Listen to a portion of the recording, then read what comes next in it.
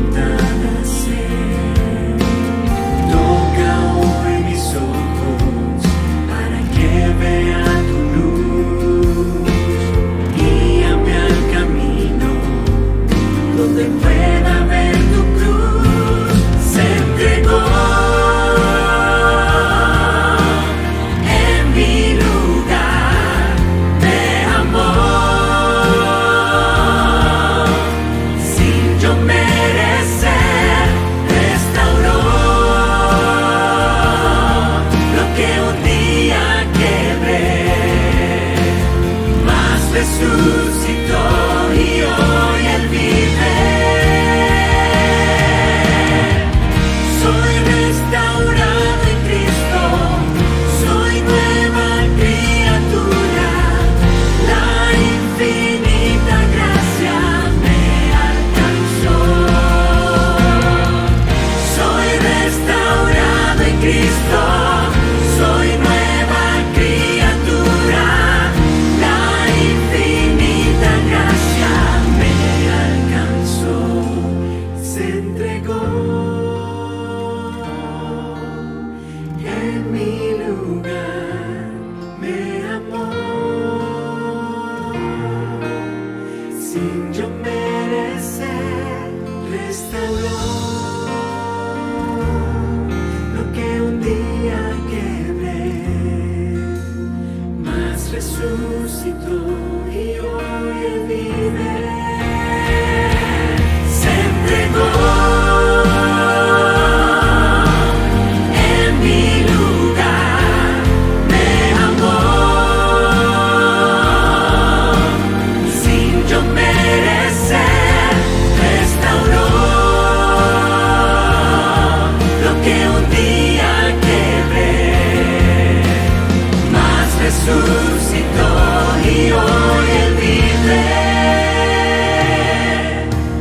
mas resucitó y hoy Él vive.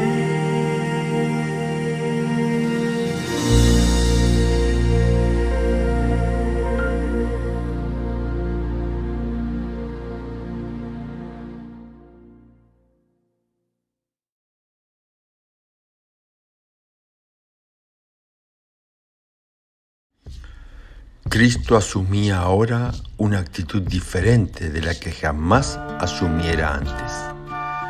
Como sustituto y garante del hombre pecaminoso, Cristo estaba sufriendo bajo la justicia divina. Veía lo que significaba la justicia. Hasta entonces había obrado como intercesor por otros. Ahora anhelaba tener un intercesor para sí.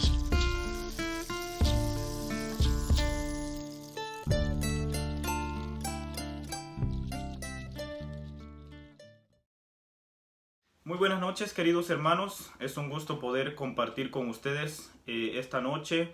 Gracias a los que nos acompañan. Antes de iniciar con nuestra meditación de esta noche, voy a invitarles a que por favor podamos inclinar el rostro y tener una palabra de oración. Padre Celestial, te damos gracias porque has permitido que llegáramos hasta esta noche, Señor, de nuestra semana de evangelismo. Gracias, Señor, porque tu palabra está para enseñarnos y para animarnos. Ahora, Señor, al abrirla, queremos tu bendición y queremos, Señor, que a través de ella puedas hablarnos. En el nombre de Jesús, amén. El tema de esta noche lo encontramos en el libro de Mateo, su capítulo 26, verso 36. Dice el versículo 36 en adelante: Entonces Jesús llegó con ellos al lugar que se llama Getsemaní y les dijo: Sentaos aquí mientras voy allí a orar. Llevó a Pedro y a los hijos de Zebedeo y empezó a entristecerse y angustiarse en gran manera. Versículo 38. Entonces Jesús les dijo: Estoy abrumado de tristeza hasta el punto de morir. Quedaos aquí y velad conmigo. En compañía de los discípulos, Jesús se encamina hacia este lugar que se conoce como el huerto del Getsemaní. Lo que para algunos quizás era un momento de gozo, de felicidad en pos de la Pascua, en ese momento para Jesús iniciaba uno de los momentos más difíciles de su ministerio. Ahora se enfrentaría a una agonía psicológica antes de la agonía física que iba a sufrir al ser castigado y ser muerto en la cruz.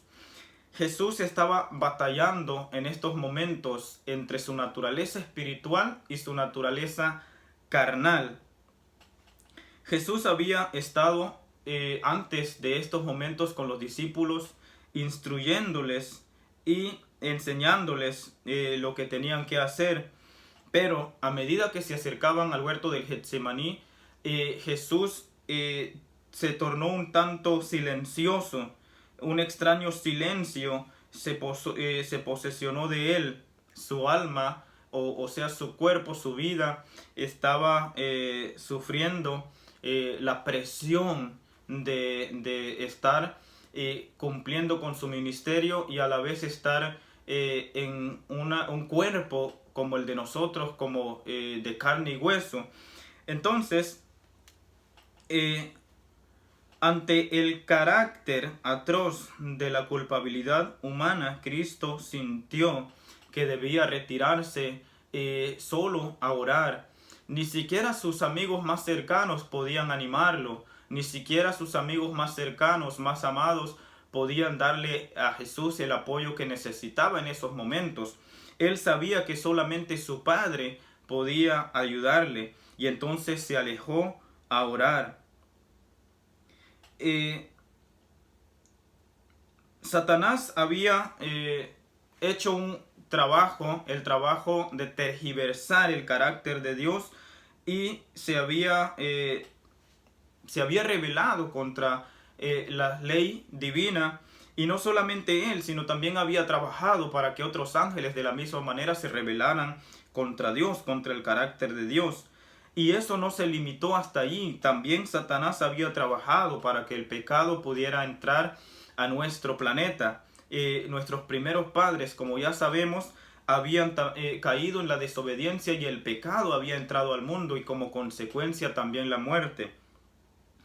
Alguien tenía que pagar esa deuda que tenía el ser humano con el pecado, y el ser humano no podía. Dios no permitiría que sus hijos, que sus seres creados pagaran esas consecuencias que ellos mismos se habían acarreado desobedeciendo. Entonces la Biblia dice que de tal manera amó Dios al mundo que puso en sustituto de la raza humana a su propio Hijo, tomando ese lugar que a nosotros nos correspondía, pagar esa deuda que nosotros debíamos pagar.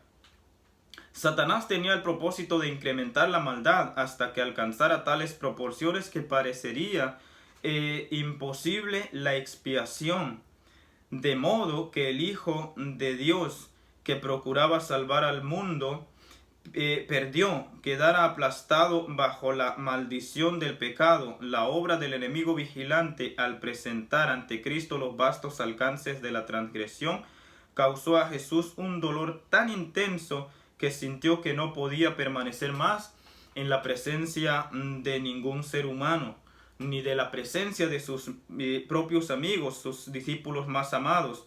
No debía estar en su compañía ni siquiera sus amigos más amados. Se había desenvainado la espada de la justicia y la ira de Dios contra la iniquidad.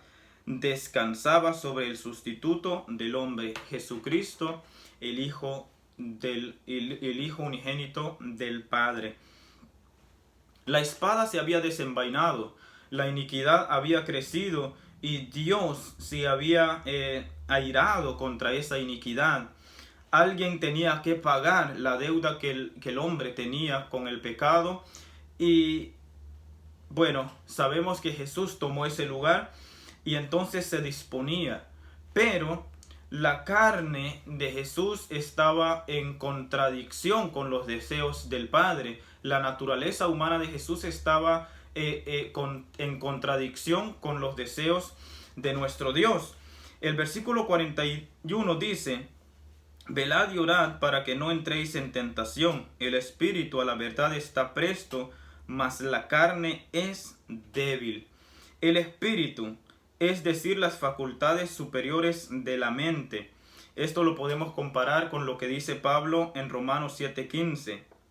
El espíritu está dispuesto, inclinado, listo, preparado. Y Jesús estaba en el espíritu dispuesto a cumplir con la voluntad de Dios. Pero la carne es débil. La carne, es decir, las tendencias y los deseos naturales que son estimulados por los sentidos. El término carne en el Nuevo Testamento muchas veces representa la naturaleza inferior del hombre con sus diversos apetitos y deseos. Es débil. Jesús no disculpa la debilidad de la carne, sino destaca que esta debilidad es la razón por la cual es necesario velar y orar. También Jesús sabía que esto no solamente iba a ser un momento difícil para él, sino también para sus discípulos. Entonces él los anima a velar y a orar, a prepararse para lo que venía. Jesús también necesitaba hacerlo. Fue a la presencia misma de su Padre.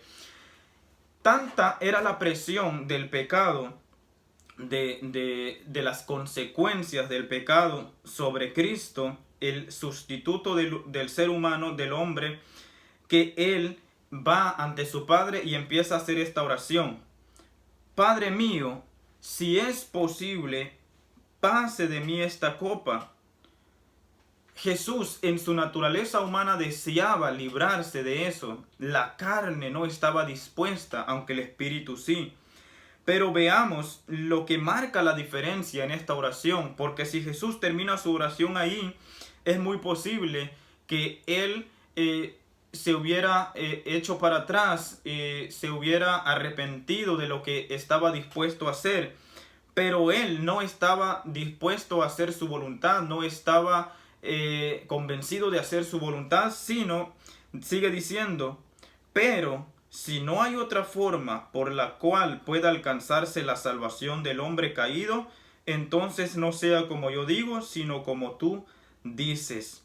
La naturaleza humana había entonces muerto allí bajo el horror de la presión del pecado, si un ángel no hubiera fortalecido a Cristo para soportar la agonía. Dios envía a su ángel y fortalece a Cristo. Si Cristo en ese momento se arrepiente, no hace lo que Dios quería que él hiciera, entonces hoy no tuviéramos nosotros la oportunidad de salvarnos, de arrepentirnos. Ni siquiera estaríamos hablando, porque el mismo Satanás nos hubiera destruido, porque habríamos quedado bajo su poder. Entonces él hubiera tenido todo el derecho de hacer con nosotros lo que él hubiese querido. El poder que infligió la justicia retributiva al sustituto y garantía del hombre fue el poder que mantuvo y sostuvo al doliente bajo el tremendo peso de la ira que habría caído sobre el mundo pecador. Cristo sufría la muerte que correspondía a los transgresores de la ley de Dios. ¿Y quiénes eran estos? Nosotros, la raza humana. Cristo estaba sufriendo la muerte que nos correspondía a nosotros, el castigo que debía caer sobre nosotros estaba cayendo sobre Cristo. Él estaba padeciendo lo que nosotros debíamos padecer. Cuando a Cristo se le hace todo lo que se le hizo, cuando a Cristo se le golpea, se le escupe, se le crucifica, Él con eso estaba dándonos a nosotros el antídoto contra el pecado, el antídoto contra las consecuencias de esa enfermedad que se conoce como el pecado. Para el pecador impenitente es algo horrendo caer en las manos del Dios vivo. Recordemos por un breve momento la historia de los antediluvianos. ¿Por qué ellos fueron destruidos? Por la maldad, porque la maldad de ellos había crecido de tal manera que Dios tuvo la necesidad o se vio en la obligación de ponerle un fin a esa iniquidad. Tristemente, para terminar con la maldad, Dios tenía que también exterminar a los malhechores, a los pecadores. Y entonces Dios envía el diluvio. También recordemos la historia de Sodoma y Gomorra, cuando descendió fuego del cielo y fueron consumidos. ¿Por qué fueron consumidos ellos? ¿Porque eran buenos? No, porque eran malos. Pero eso era algo que se daba en un determinado lugar. Dios no los destruyó, no borró a la raza humana por completo, siempre la preservó. ¿Por qué? Porque Dios ama a la raza humana. Pero Dios también quiere que nosotros le amemos. Dios necesita que nosotros estemos con Él. Dios nos ama, claro, aún siendo pecadores, pero al final Dios va a preservarle la vida a todo aquel que esté con Él, y a los que estén con el pecado, a los que estén practicando el pecado, tristemente van a ser destruidos juntamente con el pecado. Pero para que nosotros tuviéramos la oportunidad, o tengamos hoy la oportunidad de acercarnos a Dios y ser perdonados y gozar de eso que Dios quiere para nosotros, de estar con Él, de preservar la vida, de preservarnos la vida como seres humanos, tenemos que estar con Él. Y Cristo tuvo que morir para darnos esa oportunidad. Pero esto nunca quedó tan comprobado. La grande consecuencia del pecado nunca quedó tan completamente comprobado hasta como en la agonía de Cristo, el Hijo de Dios infinito, cuando soportó la ira de Dios en lugar de un mundo pecaminoso.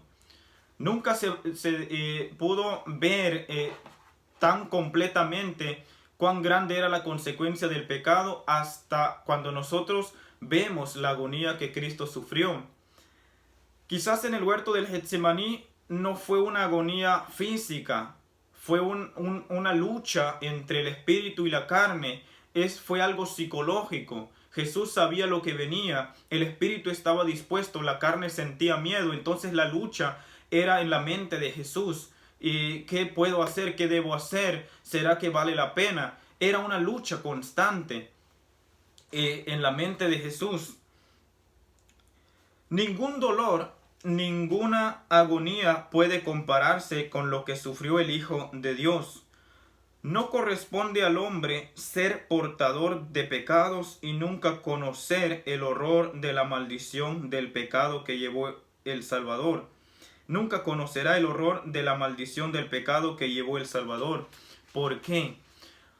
Porque ahora nosotros tenemos la oportunidad de acercarnos y de no sufrir esa consecuencia. Cristo ya pagó, claro, pero si nosotros ahora nos arrepentimos y nos acercamos a Dios, entonces no sufriremos esa consecuencia o esa deuda que teníamos con el pecado, no lo pagaremos nosotros, sino Cristo ya lo pagó por nosotros.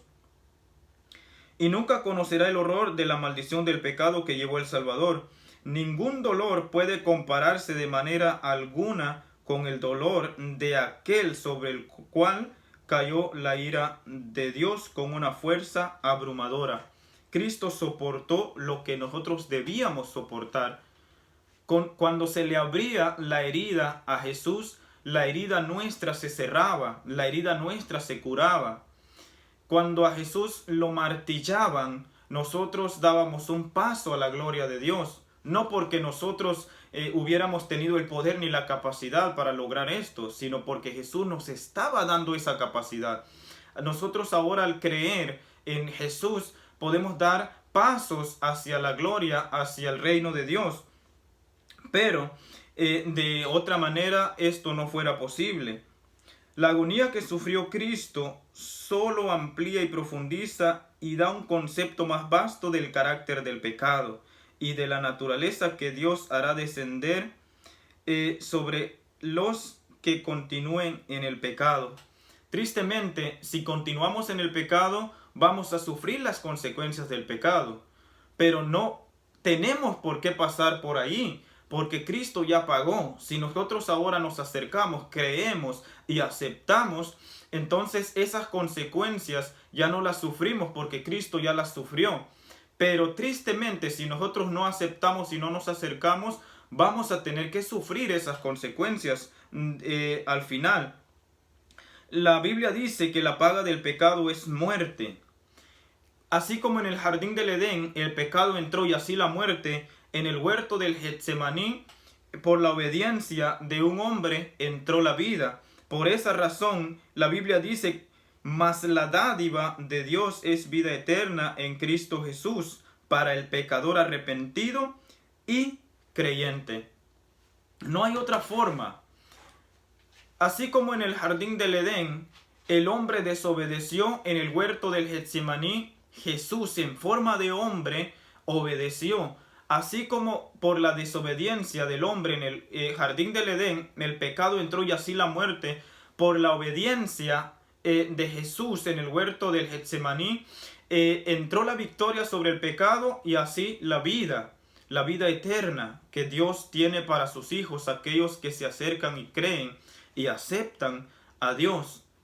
Entonces podemos entender que lo que Jesús sufrió en el huerto del Getsemaní, para muchos podría ser, el huerto del Getsemaní podría ser un lugar de sufrimiento, un lugar de agonía, podría ser un simple huerto, pero para nosotros que creemos en Dios, que creemos en Cristo y lo que hizo Cristo por nosotros, para nosotros el huerto del Getsemaní, cuando para Jesús era una agonía, para nosotros es una victoria, porque allí Jesús cumplió con la voluntad de Dios y nos da la oportunidad de nosotros acercarnos a Él y de poder no pasar por las consecuencias que acarreaba el pecado y no pasar por no pagar esa deuda que nosotros teníamos con el pecado.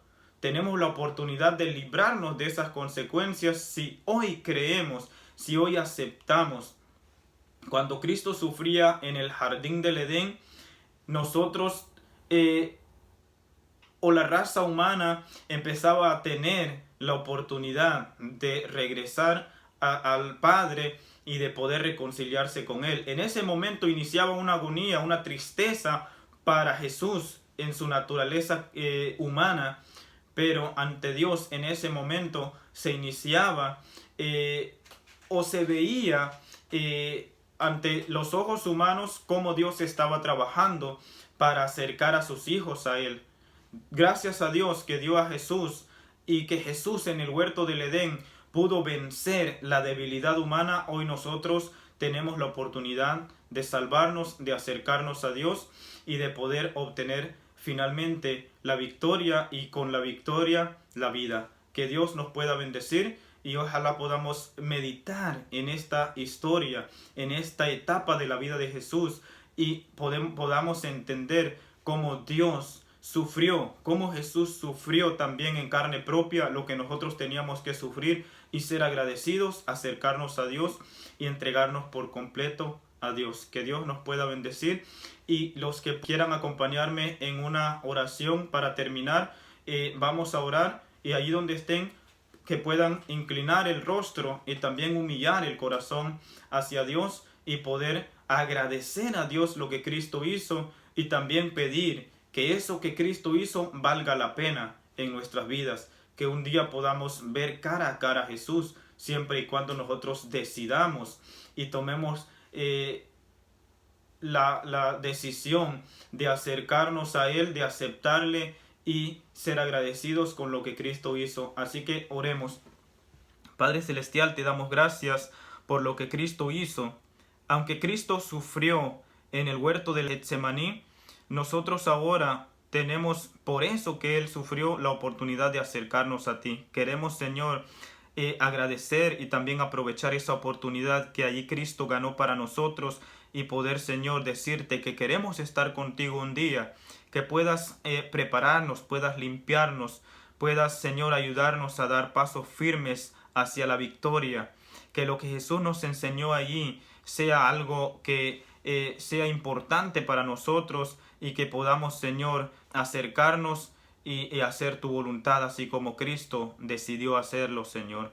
Que podamos, Señor, ser hijos tuyos obedientes, no solamente ver esta historia, escucharla, sino que también hacerla nuestra y, Señor, tratar de acercarnos lo más que podamos, porque sabemos que tú vendrás al encuentro nuestro y nos llevarás a puerto seguro. Gracias, Señor, por todo. En el nombre de Jesús. Amén.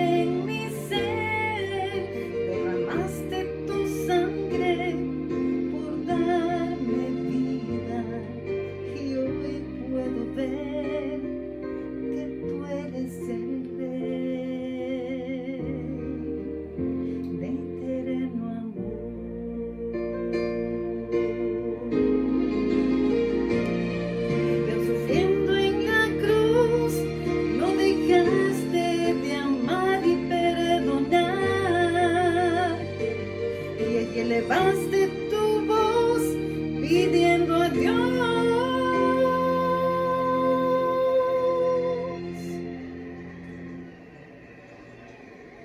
Padre, perdónalos porque no saben lo que hacen.